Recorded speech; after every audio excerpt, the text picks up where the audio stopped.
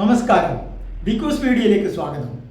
ഇന്ന് നമ്മൾ പരിചയപ്പെടുത്തുന്നത് VC ബാലൻ മാസ്റ്റർ രചിച്ച സൂര്യതേജസ്സുകൾ എന്ന പുസ്തകത്തെക്കുറിച്ചാണ്. ബാലൻ മാസ്റ്ററുടെ 5ാമത്തെ പുസ്തകമായ സൂര്യതേജസ്സുകൾ തലശ്ശേരി പ്രസ് ഫോറം ഇ നാരായണൻ സ്മാരക ഹാളിൽ വെച്ച് Mattannur Pazhassiraja NSS college principal doctor RK Biju professor AP സുവേറിന് കോപ്പി നൽകിയാണ് പ്രകാശന കർമ്മം നിർവഹിച്ചത്. ബാലൻ മാസ്റ്ററെ സംബന്ധിച്ചിടത്തോളം അദ്ദേഹത്തിൻ്റെ അക്ഷരവിന്യാസ നൈപുണ്യം, വാക്പ്രയോഗ വൈഭവം, വാചക നിർമ്മാണ വൈദഗ്ധ്യം ഇതൊക്കെ ഒരു സാഹിത്യപ്രേമിയെ സംബന്ധിച്ചിടത്തോളം വളരെ താല്പര്യമുളവാക്കുന്നുണ്ട്. പക്ഷേ പലരും തന്നെ ബാലൻ മാസ്റ്ററുടെ പുസ്തകങ്ങൾ വായിക്കാൻ, ലേഖനങ്ങൾ, മാസികയിൽ വരുന്ന ലേഖനങ്ങൾ പോലും വായിക്കാൻ വൈമുഖ്യം കാണിക്കുന്നതായിട്ട് മനസ്സിലാക്കാൻ സാധിച്ചു. കാരണം ഭാഗ്യജന്മങ്ങൾ, ജന്മസൗഖ്യം, സ്തോതഭ്യ ജന്മങ്ങൾ, മഹാഭാഗന്മാർ എന്നീ പുസ്തകങ്ങൾക്ക് ശേഷം ബാലൻ മാസ്റ്റർ വായനാലോകത്തിന് സമ്മാനിച്ച ഈ പുസ്തകം ഗവേഷണ വിദ്യാർത്ഥികൾക്ക് ഏറെ ഉപകരിക്കുമെന്ന് ഡോക്ടർ ബിജു അഭിപ്രായപ്പെട്ടു. തുടർന്ന് V കുഞ്ഞനന്ദൻ പുസ്തക പരിചയം നടത്തി. P ജനാർദ്ദനൻ അധ്യക്ഷത വഹിച്ച ചടങ്ങിൽ ചൂരൈ ചന്ദ്രൻ, MK Raju, advocate PK Raveendran, C Indu തുടങ്ങിയവർ ആശംസ അർപ്പിച്ച് സംസാരിച്ചു. ശ്രീ VC ബാലൻ മാസ്റ്റർ മറുപടി പ്രസംഗം നടത്തി. ചടങ്ങിൽ മുതിർന്ന മാധ്യമപ്രവർത്തകനായ TK ശിവാനന്ദനെ ആദരിക്കുകയുണ്ടായി. ശ്രീ കതിരൂർ TK ദിലീപ് കുമാർ സ്വാഗതവും M രാജീവ് മാസ്റ്റർ നന്ദിയും പറഞ്ഞു.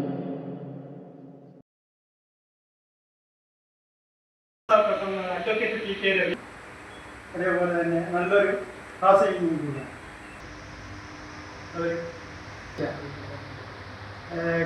വയനാട് സ്കൂളിലെ ബന്ധം 974-75 വർഷം കരിവേട് ഗവൺമെൻറ് സ്കൂളിൽ നിന്ന് തുടങ്ങുന്നതാണ്.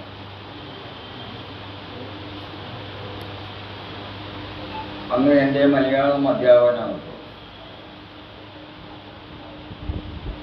അദ്ദേഹത്തോട് മാനസികമായി ഒരു പൊരുത്തം ജനിക്കുന്നത് ആ സന്ദർഭത്തിലാണ്. ആ പൊരുത്തത്തിൻ്റെ വഴിയിലേക്ക് എന്നെ കൊണ്ടുപോയത്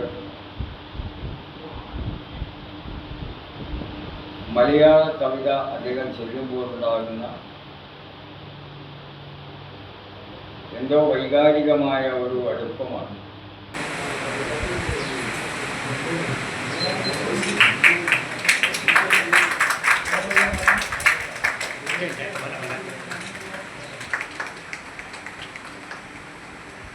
തലമുറയ്ക്ക് ഉണ്ടാവേണ്ടുന്ന കാഴ്ചപ്പാടുകളെ പഴയ തലമുറ എങ്ങനെയാണ് നോക്കി കാണുന്നത് അല്ല, അദ്ദേഹത്തിൻ്റെ മനസ്സിലുള്ള ഉത്കണ്ഠകൾ പുതിയ തലമുറയിലേക്ക് എത്തിക്കുക എന്നുള്ള ഒരു ചിന്തയായിരിക്കാം ഇത്തരത്തിലുള്ള ഒരു ലേഖന കൂട്ടം എഴുതുവാൻ വേണ്ടി അദ്ദേഹത്തിന് പ്രേരണയായിട്ടുണ്ടാവുക എന്നാണ് ഞാൻ വിശ്വസിക്കുന്നത്. അപ്പോൾ ഞാൻ ചിന്തിച്ചത് ലളിതമായ ഭാഷയിലുള്ള എഴുത്തും നല്ല കട്ടിയുള്ള ഭാഷയിലുള്ള എഴുത്തും തമ്മിലുള്ള ഒരു കമ്പാരിസണാണ്. സാധാരണക്കാർ അല്ലെങ്കിൽ നമ്മുടെ ചെറുപ്പക്കാർ ഇന്ന് എളുപ്പത്തിൽ കാര്യങ്ങൾ സാധിക്കുവാൻ വേണ്ടി നോക്കുന്നവരാണ് ഒത്തിരി കൂടുതൽ. ബുദ്ധിമുട്ടുകളോടുകൂടി കഷ്ടപ്പാടുകൾ അനുഭവിച്ച് മുന്നോട്ട് വരുന്നവർ വളരെ കുറവാണ്. അവരാണ് ഉന്നതിയിൽ എത്തിപ്പെടുന്നത്. അപ്പോൾ അത്തരത്തിലുള്ള കാര്യങ്ങളാണ് എളുപ്പത്തിൽ മനസ്സിലാക്കാൻ വളരെ പെട്ടെന്ന് സാധിക്കും.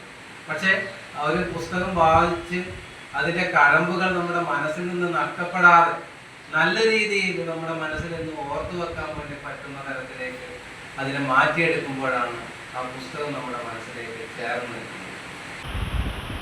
ഇതൊരു വലിയ ബഹുമതിയായി ഞാൻ കണക്കാക്കും.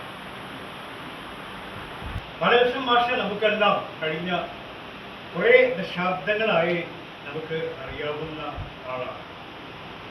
അദ്ദേഹം കേവലം ഒരു അധ്യാപകൻ മാത്രമായിരുന്നില്ല, സമൂഹത്തെയും സാഹിത്യത്തെയും ഒരുപോലെ സ്നേഹിച്ച, വായനയിലും എഴുത്തിലും വ്യാപൃതനായ സാംസ്കാരിക പ്രവർത്തകൻ കൂടിയാണ്. ഇപ്പോൾ ഇവിടെ നമ്മൾ പല കാര്യങ്ങളും പഠിച്ചിട്ടുണ്ട്. ഈ ഭാഷ പുസ്തക വായന പലതരമുണ്ട് എന്ന് നമുക്കറിയാം. നമ്മളിപ്പോൾ ചെറിയ ക്ലാസ്സിലൊക്കെ പഠിപ്പിക്കുമ്പോൾ ശ്രാവ്യ വായന, മൗന വായന എന്നതടക്കം അതൊക്കെ അനുഭവിച്ചറിഞ്ഞിട്ടും പഠിച്ചിട്ടും ഒക്കെ. എന്നാൽ അധ്യക്ഷ ഭാഷണത്തിൽ കഷ്ടപ്പെട്ട് വായന, ഇഷ്ടപ്പെട്ട് വായന എന്നിങ്ങനെയുള്ള തരവും ഈ വായന ഉണ്ട് എന്ന് മനസ്സിലായി. അങ്ങനെ കഷ്ടപ്പെട്ട് വായന അങ്ങനെയൊന്നും ഇല്ലപ്പ, അതെല്ലാം വെറുതെ പറയുക എന്ന് നമുക്ക് പറയാൻ പറ്റില്ല. കാരണം 2-3 വട്ടം അതിലധികം ഉണ്ടെന്ന് തോന്നുന്നു നമ്മുടെ MD ആയ, കേന്ദ്രമന്ത്രിയായ, ഒരു മഹത്തായ രാഷ്ട്രീയ പ്രസ്ഥാനത്തിൻ്റെ സമുന്നതനായ നേതാവായ, നമ്മളിൽ പലരും ഏറെ ബഹുമാനിക്കുന്ന ഒരു വ്യക്തി ഞാൻ ആ പുസ്തകം കഷ്ടപ്പെട്ടാണ് വായിച്ചത്, ദയവായി എന്നെ പ്രകാശന ചടങ്ങിൽ ഒഴിവാക്കണം എന്ന് പറഞ്ഞിട്ടുണ്ടെങ്കിൽ അത് അങ്ങനെ ഒരു വായന കൂടി ഉണ്ട്. ഇപ്പോൾ ഹിന്ദു പിക്ചറെ പോലുള്ള ആൾക്കാർ സദസ്സിലിരിക്കുന്നുണ്ട്. അപ്പോൾ ഇനിയിപ്പോൾ വായനയുടെ തരംതിരിവിൽ അതുകൂടി അവർ ഉൾപ്പെടുത്തണം എന്നാണ് എനിക്ക് സദയം അഭ്യർത്ഥിക്കുകയാണ്. ഏതായാലും ബാലൻ മാഷിൻ്റെ പുസ്തകം ഒരു പരിചയപ്പെടുത്തൽ ആവശ്യമുണ്ടോ എന്നെനിക്ക് സംശയമാണ്. കാരണം നമ്മളിപ്പോൾ 4-5 പുസ്തകം ആയല്ലോ, 5ാമത്തെ പുസ്തകമാണിത്. 4 പുസ്തകവും നമ്മൾ പരിചയപ്പെടുത്തി. ഇനി അതിന് പരിചയപ്പെടുത്തൽ ആവശ്യമില്ല. കാരണം ഇതിപ്പോൾ 5 പേജുകളിൽ ഈ 5 പുസ്തകങ്ങൾ നമ്മൾ പ്രകാശനം ചെയ്തു. എനിക്ക് തോന്നിയത് ഉള്ളൂർ എസ് പരമേശ്വരയ്യരുടെ സാഹിത്യരസം അത് കേട്ടിട്ടുണ്ട്, പുസ്തകം കണ്ടിട്ടുണ്ടെന്നല്ലാതെ അത് വായിക്കുകയോ ഉൾപ്പെടുത്തുകയോ ഒന്നും ചെയ്തിട്ടില്ല. പക്ഷെ ബാലമാഷ് അതിൻ്റെ ഉൾപ്പെടുത്തലാണ്.